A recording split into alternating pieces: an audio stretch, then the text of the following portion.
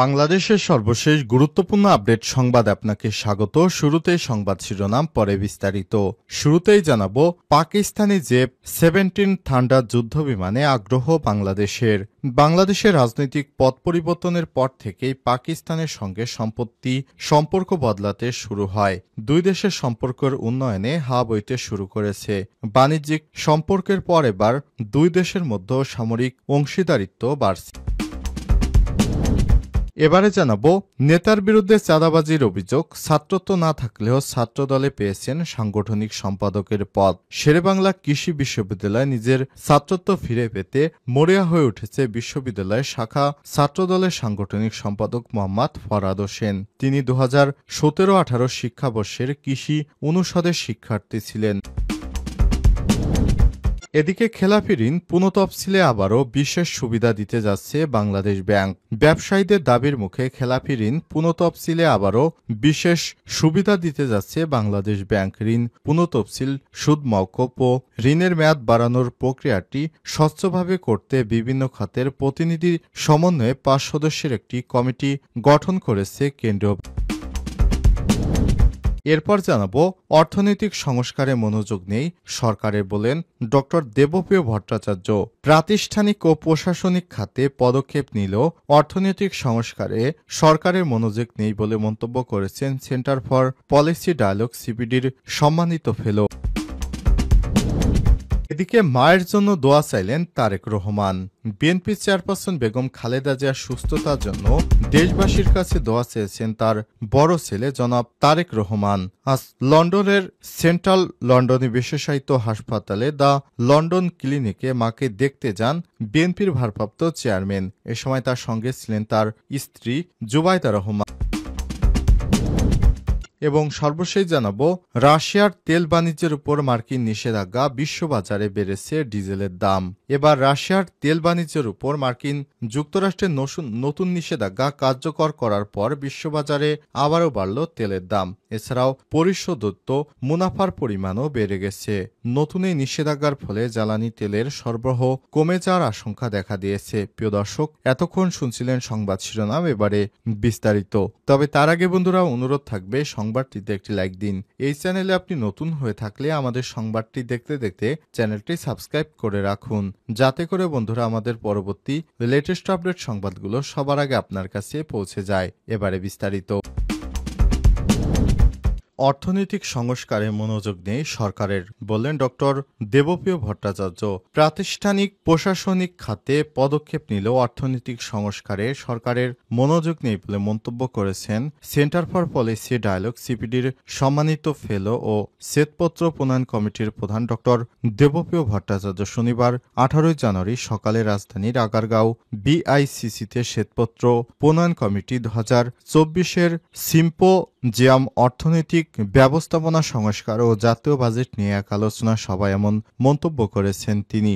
ড দেবপ্রিয় ভট্টাচার্য বলেছেন, শ্বেতপত্র নিয়ে অনেকেই ভুল বুঝে বিতর্ক, মন্তব্য ও ভুল ব্যাখ্যা করেছেন। সরকারের ভেতরে অনেকেই শ্বেতপত্রের সুপারিশ ও পরবর্তী পদক্ষেপ নিয়ে অনিশ্চিত বক্তব্য দিয়েছেন, যা আমাদের ব্যথিত করেছে। আমরা চাই সুপারিশগুলো বাস্তবায়ন করা হোক। তিনি বলেছেন, অন্তর্বর্তীকালীন সরকারের আমলে প্রাতিষ্ঠানিক ও প্রশাসনিক সেক্টর বেশি মনোযোগ পেলেও অর্থনৈতিক সংস্কারে কোনো মনোযোগ নেই। অন্তর্বর্তীকালীন সরকারের কোনো অর্থনৈতিক ম্যানিফেস্ট নেই। অনেকেই বলছেন অর্থনীতির ক্ষেত্রে এই সরকারের আগের সরকারের মতোই কাজ করছে। সিপিডির সম্মানিত ফেলো বলেন, দেশের প্রবৃদ্ধি হার কমে যাচ্ছে। এটা যে পরিবর্তন হবে তার কোনো সম্ভাবনা নেই। এ বিষয়ে সরকারের কাজ করা উচিত। ইতিমধ্যেই আমরা মধ্যমেয়াদী ফাঁদে আটকে পড়েছি। প্রত্যক্ষ কর না বাড়িয়ে অবিবেচকভাবে ভ্যাট বাড়ানো হয়েছে। এ সময় তিনি আরো বলেছেন, আশঙ্কা করছি জ্বালানি নিয়ে সামনের গরমে কি হবে তা নিয়ে শঙ্কায় আছি। সামনের বাজেট কাঠামোর ব্যয় নিয়ে প্রশ্ন দেখা দিয়েছে। আমাদের আগ্রহ অভিযানে দুর্নীতি রয়ে গেছে, ফলে খাদ্য নিরাপত্তা এখনো হুমকিতে রয়েছে। বাংলাদেশ ব্যাংকের সংস্কার কাজের প্রশংসা করলেও চলমান পদক্ষেপ নিয়ে নানা প্রশ্ন রয়ে গেছে। সামাজিক সুরক্ষা নিয়ে অস্থিরতা চলছে। ড দেবপ্রিয় ভট্টাচার্য আরো বলেছেন, বিনিয়োগ বাড়ানোর ক্ষেত্রে সরকার যথাযথ মনোযোগ মনোযোগ দিচ্ছে না। সরকারের এই মুহূর্তে বিচ্ছিন্ন পদক্ষেপের বাইরে তেমন কোনো অর্থনৈতিক ম্যানিফেস্ট নেই। সংশোধিত বাজেট না দেয় এটা অপ্রাসঙ্গিক হয়ে যাচ্ছে। দারিদ্র্য বিমোচন সংস্কার নিশ্চিত করতে না পারলে সাধারণের পাশাপাশি সংস্কারে জড়িত মানুষেরাও ধৈর্যহারা হয়ে পড়বে। খেলাপি ঋণ পুনঃতফসিলে আরও বিশেষ সুবিধা দিতে যাচ্ছে বাংলাদেশ ব্যাংক। ব্যবসায়ীদের দাবির মুখে খেলাপি ঋণ পুনঃতফসিলে আবারও বিশেষ সুবিধা দিতে যাচ্ছে বাংলাদেশ ব্যাংক। ঋণ পুনঃতফসিল, সুদ মওকুফ ও ঋণের মেয়াদ বাড়ানোর প্রক্রিয়াটি স্বচ্ছভাবে করতে বিভিন্ন খাতের প্রতিনিধিদের সমন্বয়ে ৫ সদস্যের একটি কমিটি গঠন করেছে কেন্দ্রীয় ব্যাংক। তবে ইচ্ছাকৃত খেলাপিরা এই সুযোগ পাবে না বলে জানিয়েছেন বাংলাদেশ ব্যাংকের মুখপাত্র।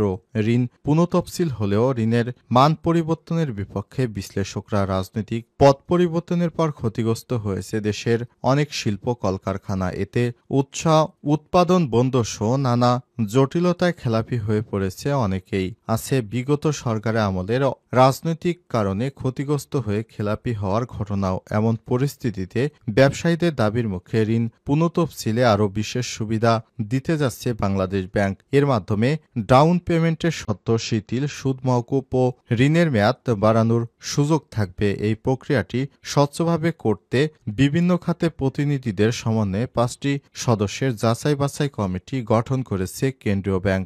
২০ কোটি টাকার বেশি ঋণের প্রস্তাব এই কমিটি বিবেচনা করবে।